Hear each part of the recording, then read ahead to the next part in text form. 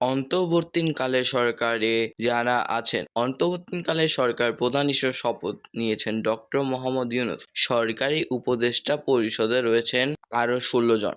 Doctor Mohammad ইউনূসের নেতৃত্বে গঠিত হচ্ছে ১৭ সদস্যের অন্তর্বর্তীকালীন সরকার।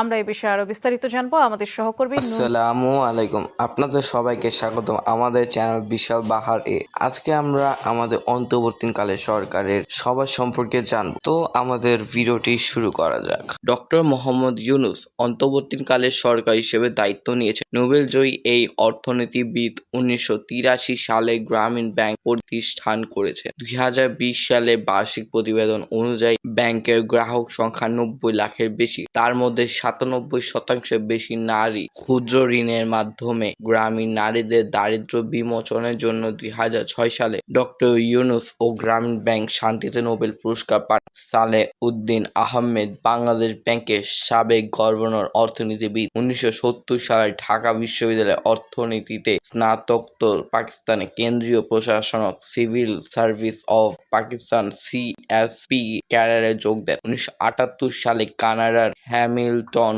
শহরে অবস্থিত ম্যাকমাস্টার বিশ্ববিদ্যালয় থেকে অর্থনীতিতে PhD ডিগ্রি লাভ করেন। ডক্টর আসিফ নজরুল ঢাকা বিশ্ববিদ্যালয়ের আইন বিভাগের অধ্যাপক। এছাড়া তিনি একজন কথা সাহিত্যিক, রাজনীতি বিশ্লেষক, সংবিধানের বিশেষজ্ঞ ও কলামিস্ট। বৈষম্য বিরোধী ছাত্র আন্দোলনের পুরোটা সময় জুড়ে শিক্ষার্থীদের পাশে ছিলেন তিনি। আদিলুর রহমান খান তিনি একজন মানবাধিকার কর্মী এবং মানবাধিকার সংস্থা অধিকার প্রতিষ্ঠাতা। তিনি একজন আইনজীবী এবং সাবেক ডেপুটি অ্যাটর্নি জেনারেল হিসেবেও দায়িত্ব পেয়েছেন।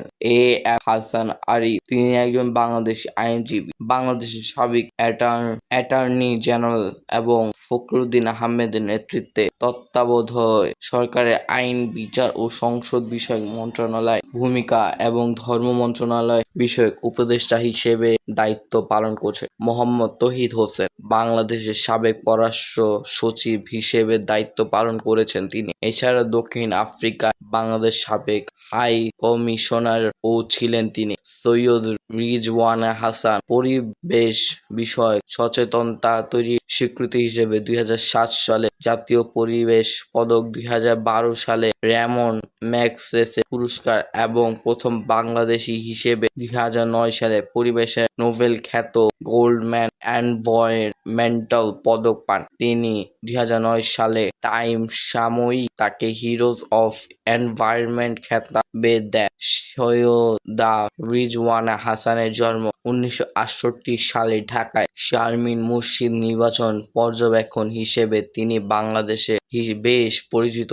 এছাড়া ব্রতির প্রধান নির্বাহী কর্মকর্তা হিসেবে দায়িত্ব পালন করছেন। ডাক্তার বিধান রঞ্জন রায় পোদ্দার বাংলাদেশের ময়মনসিংহ অনুশীলনকারী মনোচিকিৎসক, জাতীয় মানসিক স্বাস্থ্য ও হাসপাতালে মনোচিকিৎসা বিভাগের পরিচালক ও অধ্যাপকের দায়িত্ব পালন করেছেন।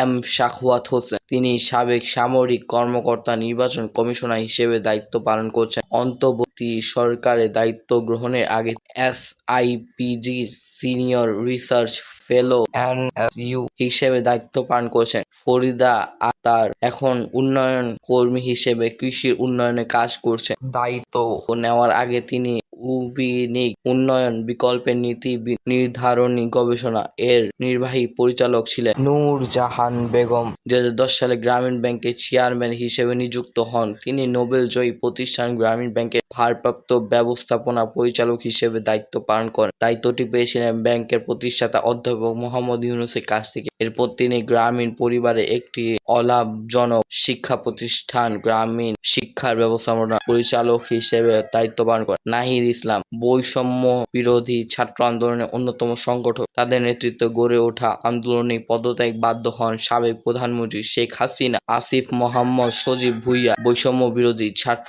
আন্দোলনের অন্যতম সমন্বয়ক। আসিফ মোহাম্মদ সজীব ভুঁইয়া ডানে শুরু থেকেই ছাত্র জনতার আন্দোলনে নেতৃত্ব দিয়ে আসছিলেন তিনি। বাকি ৩ উপদেষ্টা এছাড়া অন্য উপদেষ্টা হলেন নৌকা মান্ড বীর প্রতীক, ফারুক-ই-আজম,